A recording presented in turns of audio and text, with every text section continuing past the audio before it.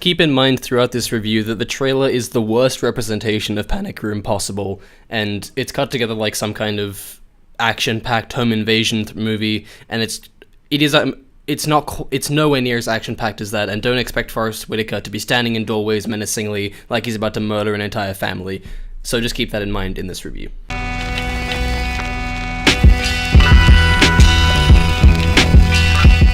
If there is one movie that I've never heard of from David Fincher's filmography, it's Panic Room. I've seen the title around, but never paid it much attention due to its criminally low rating on IMDb. If you like feeling safe in your own home and want to continue feeling safe in your own home, never watch this movie and forget that I ever mentioned it, because this is probably the most intense thriller I've seen in my life. It takes very little time for Panic Room to get started, but once it does, it never stops. I think there was 5 minutes early on where my heart rate might have been below 200 beats per minute.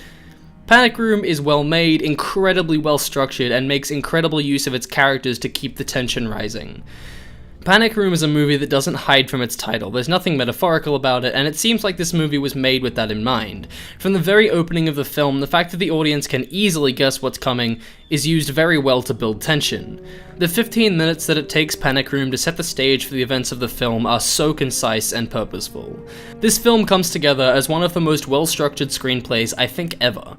What makes Panic Room's structure so great is its introduction of different character elements at different times. It doesn't always seem like the right decision for a tense film, but it seemed to me like there was a reason for every addition to the plot, and it showed itself at some point in the film's timeline. Something like the motivations of the burglars starts out like it reduces the stakes of the film, but it very suddenly gets flipped on its head and makes the latter half of Panic Room more intense than I could possibly have imagined. The only complaint that I do have about Panic Room is that the ending of the film is quite muddled. The fact that what precedes this was so high octane might have influenced the writer to think of something even crazier, but I think Panic Room would have benefited from a more quiet ending and a more relaxed conclusion that allows room for the audience to think and calm down. With any other set of characters, I don't think this film would have worked nearly as well as it did, and this is especially true for the dynamic that is created between the three burglars. It's almost like a constant power struggle, which normally isn't that interesting, but the way that it's integrated into how Jodie Foster's character Meg and Kristen Stewart's Sarah will be able to escape from their predicament unscathed is really intelligent. Each of the three burglars' characters have their own ideas on how to deal with Meg and Sarah, and seeing this clash of ideologies and the struggle for which will prevail raises the stakes of the film through the roof. I am constantly surprised by the versatility of David Fincher. I never realized how much of his film work I had missed out on, but now having seen The Game and Panic Room, his style has so many more applications than I had ever expected. Although not as well applied in The Game, Panic Room adds a few new elements to what I've come to expect from Fincher's films. Where The Game lacked style and character, Panic Room is bursting with it. By far the aspect of this film that I was most impressed with was the visuals. Generally, David Fincher opts for a static camera, and its omniscient presence makes it uneasy and unnerving, but Panic Room makes use of a much more kinetic viewpoint for the audience. By the end of the film, I was jumping every time the camera made even the smallest movements, and the sense that anything could be waiting behind any camera movement is built up from the beginning of the film.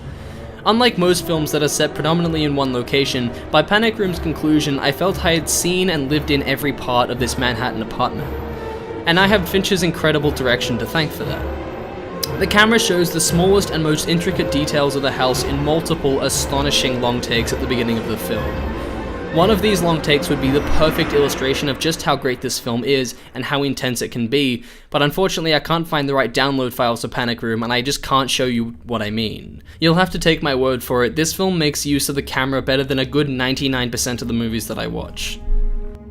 Just a quick side note, the trailer is really egregiously bad at showing the camera in this film, and I'm terribly sorry about that. Panic Room is also edited together beautifully and subtly. Few movies can achieve so much impact with a single cut like Panic Room does, and the general flow that this film achieved is something that can only be done with some truly masterful editing. There are a few slow motion sequences in Panic Room as well, and while they start out kind of gimmicky, by the end of each one I was hanging onto the couch like it was the only thing keeping me grounded. While some of the other aspects of Panic Room might not seem as well utilized, things like music, I appreciated what they achieved, and amongst such expert visual design and writing, they would have to be just as incredible to even be noticed, and I think the fact that they were absorbed as just part of Panic Room's atmosphere is even more to their credit.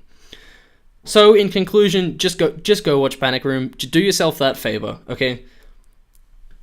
Panic Room gets a 9 out of 10. I mean, if one for that ending, though, it probably would be a 10.